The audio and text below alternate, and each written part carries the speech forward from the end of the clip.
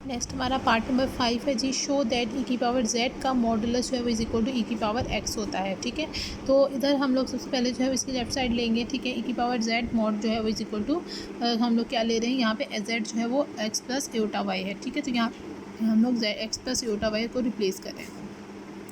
Next हम लोग ये ले रहे हैं कि ई की पावर x अलग ले रहे हैं, मल्टीप्लाई ई की पावर एओटा y अलग ले रहे हैं। ठीक है, तो ये चीज़ जो है वो आपकी क्या बनेगी, ई की पावर x का मॉड और साथ में जो है ई की पावर एओटा y का मॉड।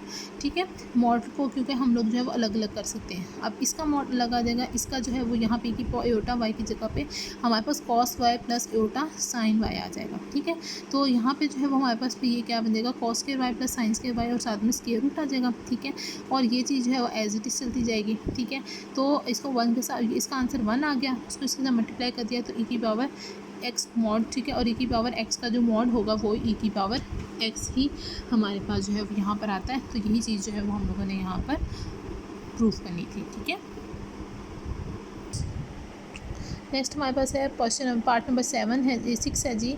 ई की पावर z मल्टीप्लाई ई की power z2 multiply so on e की पावर zn। ठीक है, वो हम लोग जो है वो उसमें क्या कर लेते हैं, सबको ऐड कर लेते हैं। ठीक है, तो यहाँ पर जो है वो हमारे पास जो है वो इसको हम लोग 2 तरीक़ों से कर सकते हैं। एक इंडक्शन वाला मेथड है, वो हम लोग देख लेते हैं पहले। इसमें हम लोग जो है वो पुट करते हैं कि सबसे पहले जो है वो हम इसको इंडक्शन से प्रूफ करते हैं। ठीक है, कि इसमें हम लोग जो है वो केस इसका जो है वो केस नंबर 1 हम लोग ये लेते हैं कि हमारे पास n is equal to 2 put कर लेते हैं यहाँ पे। ठीक है, यानी कि n हमारे पास 2 है, यानी कि एक z1 है और एक z2 है। ठीक है, तो आपका जो है वो यहाँ पर अगर n 2 है तो इसका मतलब है कि आपके n 2 आने चाहिए, यानी कि z 2 आने चाहिए, एक z1 और एक z2। ठीक, अब ये चीज़ जो है वो आपने प्रॉपर्टी तो पढ़ी है पीछे कि इन दोनों को ऐड कर लेते हैं। ठीक, तो इसका मतलब है कि हमारे पास जो है वो कंडीशन 1 जो है वो हमारे पास जो है वो प्रूफ है, ट्रू है कि जब n हमारे पास जो है वो क्या है, यहाँ पे 2 आ जाता है। उसके बाद लेट कर लेते हैं कि ये हमारे पास जो है वो क्या है, n is equal to k के लिए ट्रू होता है। तो जब k के लिए ट्रू होता है तो ये हम लोग यहाँ पर z1 z2 z3 so on zk तक लिखते हैं और उसको ऐड कर देते हैं। इसको हम नंबर 1 का नाम दे देते हैं। ठीक है, अब हम लोग जो है वो ये प्रूफ करेंगे कि now we have to proof that it's true for n is equal to k plus 1।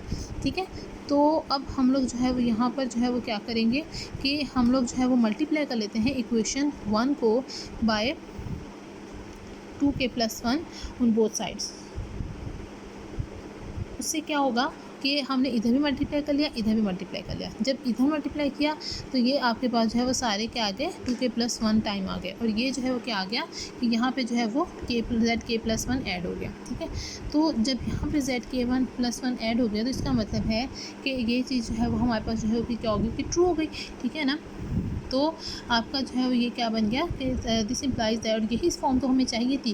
ठीक है, तो इसलिए कि given statement is true for n is equal to k plus 1, तो it's true for all the positive integral values of n। ठीक है, तो हर value के लिए जो है वो ये सारी पॉजिटिव वैल्यूज़ के लिए ट्रू है। सेकेंड इसका जो मेथड दिया हुआ है वो भी मैं आपको बता देती हूँ। सेकेंड मेथड में ये किया हुआ है कि आपने एक z1 ले लिया है x1 प्लस आयोटा y1 और एक z2 ले लिया है x2 प्लस आयोटा y2। ठीक है, और उसके बाद जो है वो आपने यहाँ पर इसका एक्सपोनेंशियल लिया।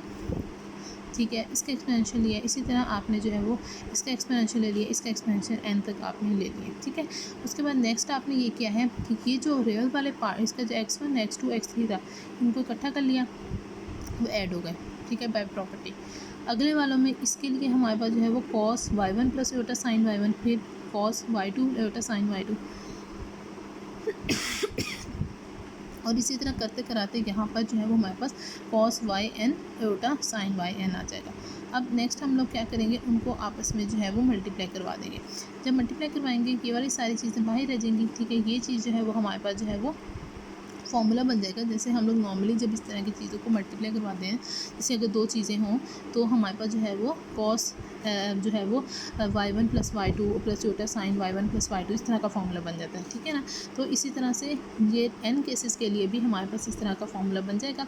ये cos y1 plus y2 plus 3 plus on yn, फिर plus eta sine y1 plus y2 plus on yn। ठीक है, तो अब यहाँ से जो है वो हमारे पास क्या आ जाएगा कि उसने जो है वो इसको ये वाली पूरी चीज़ जो है वो इसको एक्सपोनेंशियल की फॉर्म में लिख दिया। तो जब एक्सपोनेंशियल की फॉर्म में लिखेगा तो ई की power Etah y1 plus y2 plus on yn ये बन जाएगा। ठीक है, तो नेक्स्ट उसने ये किया है कि उसने जो है वो अपने एयोटा और इसको इकट्ठा कर लिया, ठीक है। तो जो 1 1 वाली थी वो इकट्ठी कर ली, यानी कि x1 प्लस एयोटा y1 फिर plus x2 plus aorta y2 plus so on की सारी उसने एक एक्सपोनेंशियल में ले लिए। तो इसकी जगह पे z1 आ गया, प्लस इसकी जगह z2 आ गया, सोन इसकी जगह पे zn आ गया, ठीक है। तो ये इसका जो है वो सेकेंड मेथड था।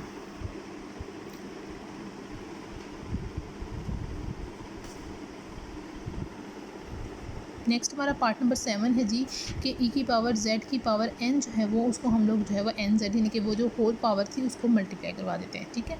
तो इसमें where n is an integer. अच्छा जी, अब इसमें हमारे पास जो है वो z को हम लोग लेते हैं x प्लस एयोटा y, ठीक है, e की पावर zn, ठीक है। तो यहाँ पे हम z की जगह पे x plus aorta y replace करवाते हैं, e की पावर x अलग लेते हैं, एयोटा y अलग लेते हैं, ठीक है। तो एयोटा y की जगह पे हमारे पास cos y plus aorta sin y की फॉर्म आ जाती है, ठीक है।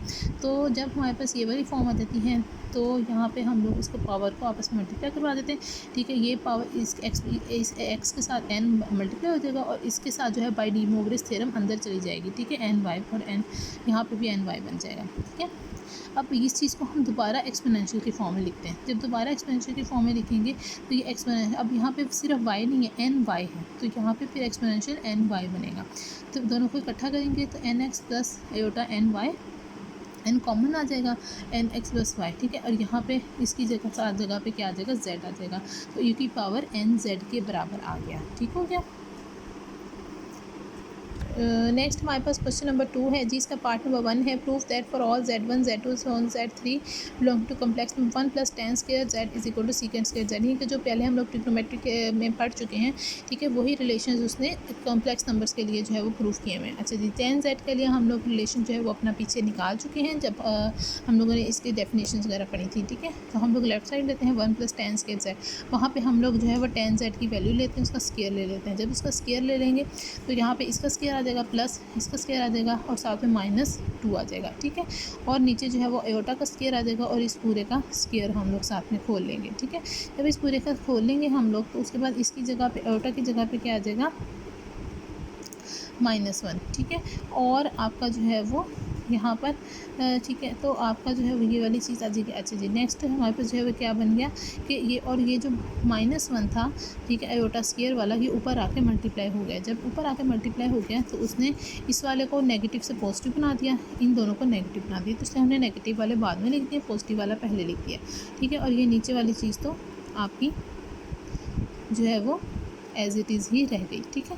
अच्छा, नेक्स्ट अब हम लोगों ने क्या करना है कि उसका 1 के साथ जो हमारे पास था ये चीज़ जो थी, इन दोनों टर्म्स का एलसीएम ले लेंगे। तो जब एलसीएम लेंगे तो यहाँ पे हमारे पास जो है वो e की पावर 2z आएगा प्लस e की पावर -2 एयोटा z आएगा और साथ में +2 आ जाएगा, ठीक है। और ये ऊपर वाली ये चीज़ एज इट इज़ आ जाएगी, ओवर नीचे ये चीज़ एज इट इज़ आ जाएगी। अच्छा जी, आपके जो प्लस माइनस वाले होंगे वो ख़त्म हो जाएंगे, आपका 4 आ जाएगा और साथ में आपकी ये चीज़ बच जाएगी, ठीक है।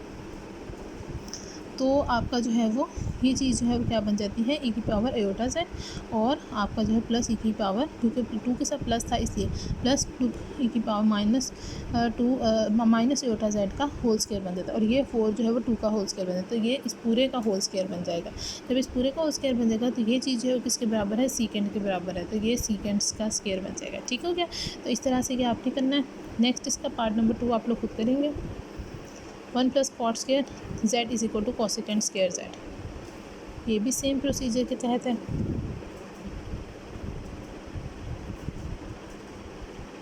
पार्ट नंबर 3 है जी, जैसे पहले पीछे हम लोग अभी एक जो है वो फॉर्मूला अपना जो है वो पढ़ के आए हैं, ठीक है, कॉस वाला।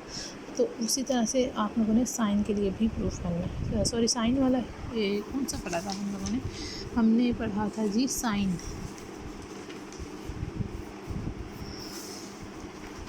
तो ये चीज़ आप लोगों ने खुद प्रूफ करनी है।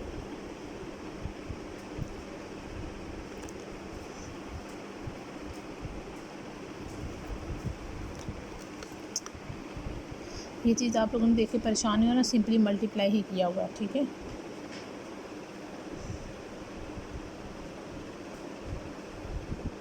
पार्ट नंबर 4 है जी, कॉस z1 प्लस z2 के लिए।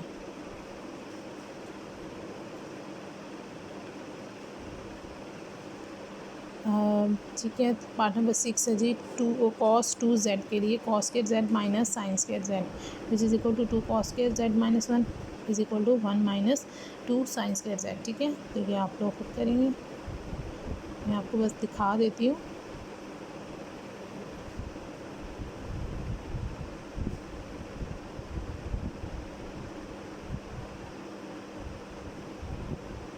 पार्ट नंबर जो है वो आपका 7 है जी।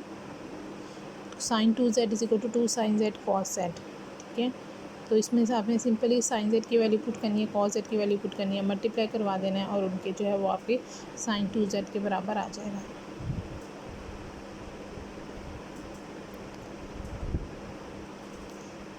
अच्छा जी, पार्ट नंबर 8 है जी आपका cos z1 minus cos z2 is equal to 2 sine z1 plus z2 over 2 और sign z 2 minus z1 over 2। तो ये जो आप लोगों ने अपने ट्रिग्नोमेट्री में पी क्यू वाले फॉर्मूले जो आपने पढ़े थे, ये वही चीज़ें हैं।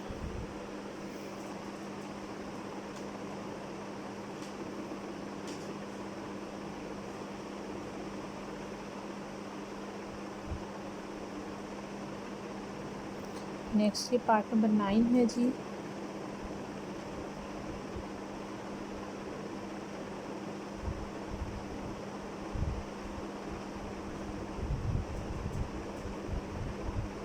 और ये है पार्ट नंबर 10। ये सारे आपके खुद करने वाले।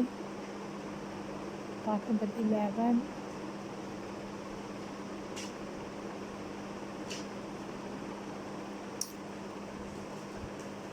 ये 10 के लिए है, साइन और के लिए और कॉस के लिए आप लोग अभी प्रूफ कर चुके हो, वही आप लोग को जो है पुट करोगे और अपना जो है वो सॉल्व कर लोगे। ठीक है,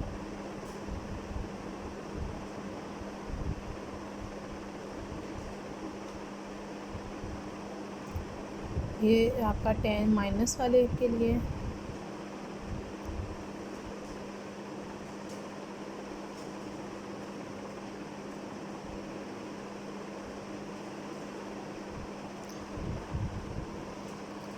तो आज के लिए इतना ही काफ़ी है, कल बाकी हम लोग क्वेश्चन नंबर 3 से जो है इसको ऑनवर्ड स्टार्ट करेंगे। ठीक है, अल्लाह हाफिज़।